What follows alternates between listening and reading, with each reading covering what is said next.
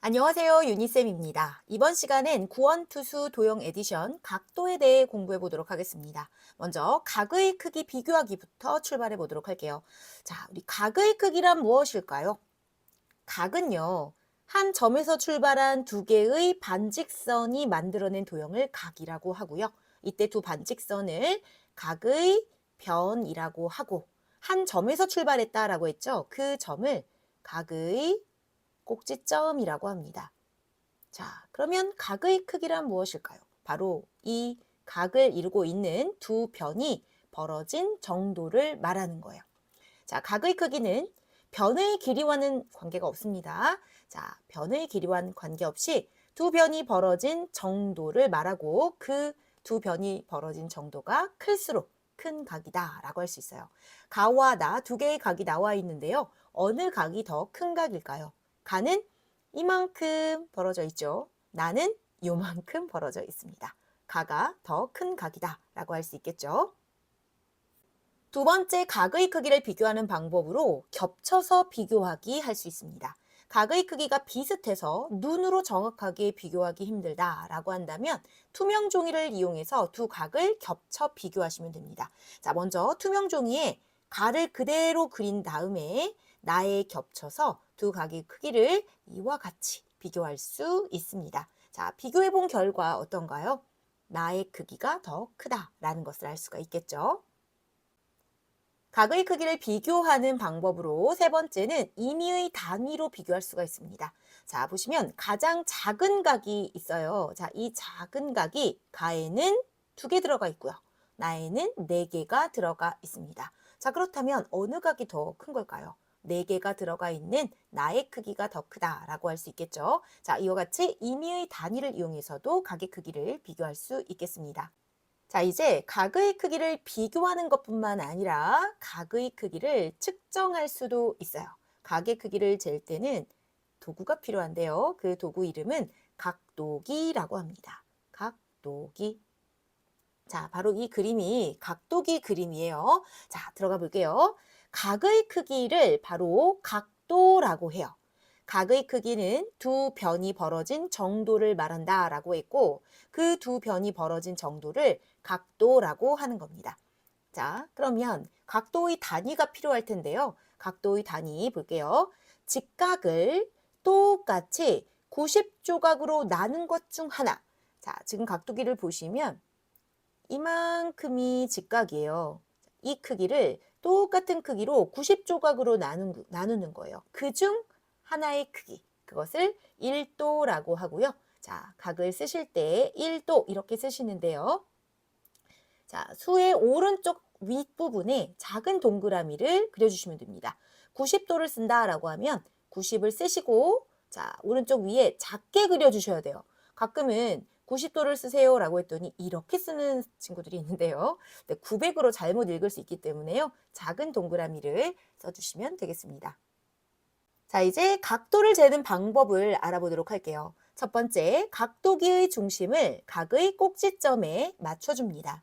그리고 각도기의 밑금을 각의 한 변에 맞춰주죠.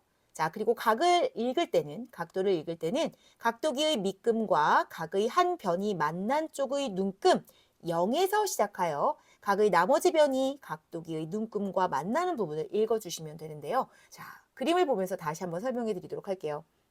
자, 우리가 이 각의 크기를 재고 싶어요. 자, 그럼 일단 각도기를 들고 각도기의 중심이 여기가 각도기의 중심이에요. 이 각도기의 중심과 각의 꼭지점을 이렇게 맞춰주는 거예요. 그리고 밑금도 맞춰줍니다. 자, 이 밑금이 각도의 한 변에 이렇게 꼭 맞을 수 있도록 맞춰주세요. 자, 우리가 읽으려는 각은 바로 이 각이죠. 그럼 0이 어디 있는지 보셔야 돼요. 자, 0이 이쪽에 있을 겁니다. 자, 그럼 여기서부터 쭉 읽어 나가 주시는 거죠. 어디까지요? 또 다른 각의 변이 있는 곳까지. 바로 여기에 60이 쓰여져 있는 거예요. 그래서 이 각의 크기는 60도다라고 할 수가 있는 거죠. 자, 만약에 이 반대쪽에 이 각을 읽고 싶다라고 한다면 자, 0을 어디서 찾을까요? 바로 여기 0이 있을 거예요. 그러면 이렇게 찾아서 읽어주시면 됩니다. 쭉 올라가 주시면 바로 이 자리에는 120도가 있겠죠. 오른쪽 그림도 볼게요. 이 각의 크기를 재고 싶은 거예요. 각도기의 중심을 각의 꼭지점에 잘 맞추었고 각의 밑금도 역시 각의 한 변에 맞췄습니다. 자, 0을 찾으셔야죠. 자, 여기에 0이 있어요. 쭉 올라가 주시면 110도에 있네요. 자, 그래서 주어진 각의 크기를 이와 같이 각도기를 이용해서 잴 수 있겠습니다. 자, 이제 여러 가지 각도를 알아보도록 할 텐데요. 첫 번째로 직각보다 작은 각을 알아보도록 할게요.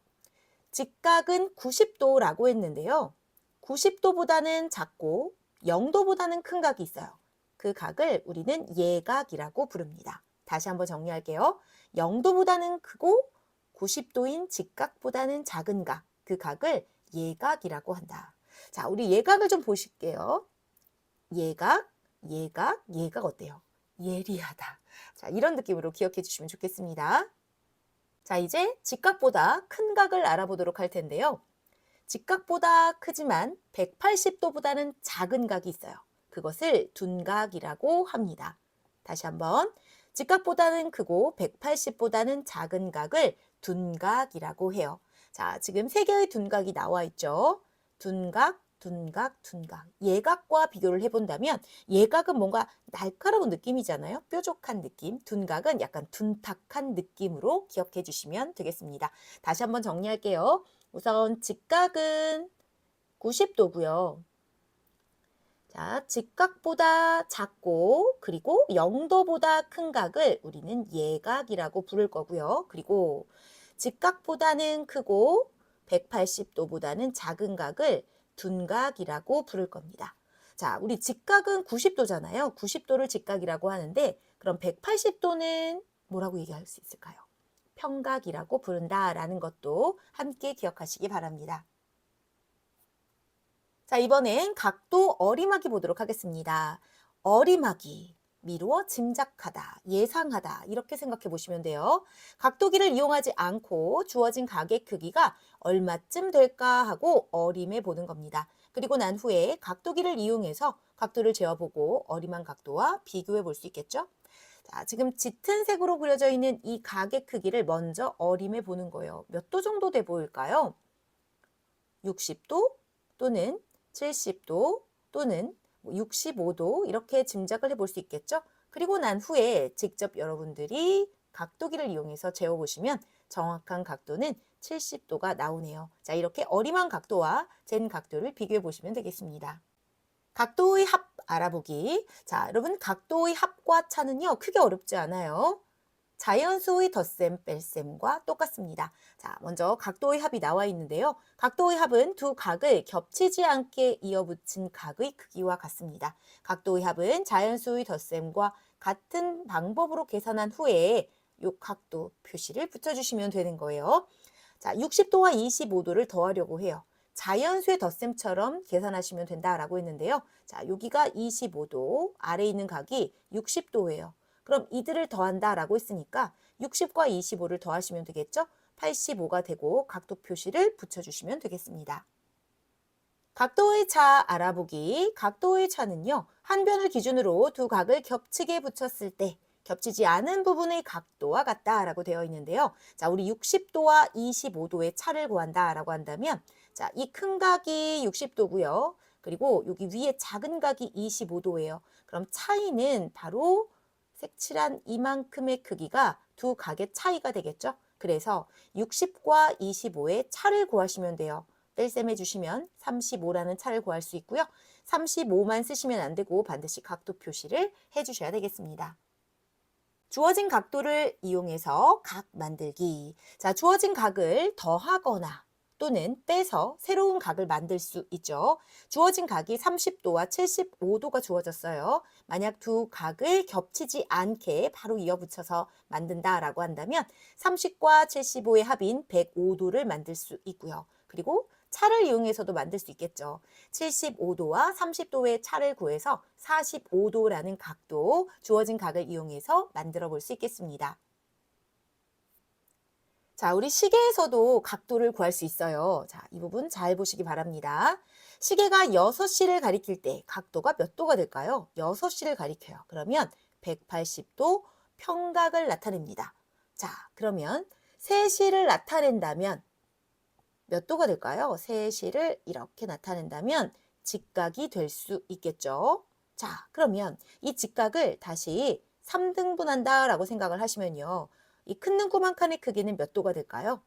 직각을 3으로 나누시면 30도가 되는구나. 이렇게 구할 수 있습니다.